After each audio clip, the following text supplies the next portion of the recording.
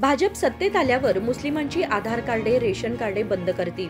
CAA व NRC लागू करून मुस्लिमांना देशाबाहेर हकलून देतील असे काँग्रेसचे लोक जनतेमध्ये भीती पसरवत राजकारण करत आहेत. या देशात कोणीही एका पक्षाचे किंवा एका धर्माचे नाही. आपण इथे जन्मलो असल्यास हा देश सर्वांचा, असे माजी आमदार पी. राजीव म्हणाले.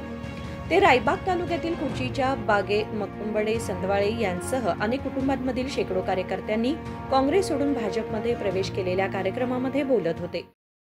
इतना हरासमेंट और जो डेवलपमेंट कुर्ची में हो रहे हैं, क्या बोले, मैं माँ साहब का काम किया, मैं दादा का काम किया, सेवा किया, काम किया करके मैं नहीं बोल सकता हूँ. मैं सेवा किया, माँ साहब का सेवा किया, दादा का सेवा किया, सभी देवल का, ये गांव नहीं, सभी देवल का मैं कितना भगवान मुझे ताकत दिया था, मैं सेवा किया, लोगों का इतना सेवा किया.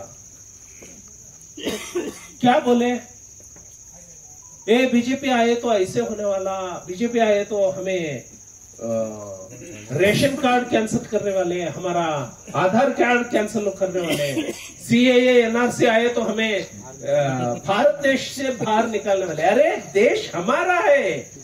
इधर पैदा हुए किसी एक पार्टी का नहीं, किसी एक धर्म का नहीं. जो इंसान इधर पैदा हुआ है, ये धरती हमारा है, ये देश हमारा है, हमारा है. सिर्फ डर डालने से, डर डाल के आपका दिमाग में डिस्टरबेंस करके ये किया. लेकिन आज क्या हो रहा है, सच्चाई और इंसानियत, सिर्फ मेरे साथ उनका रिश्ता कैसे है उसके ऊपर मैं डिसाइड नहीं करता हूं. अगर परचेज करते हैं, एक एक घोड़े का 10 करोड़, 15 करोड़, 20 करोड़ देके पैसे ये.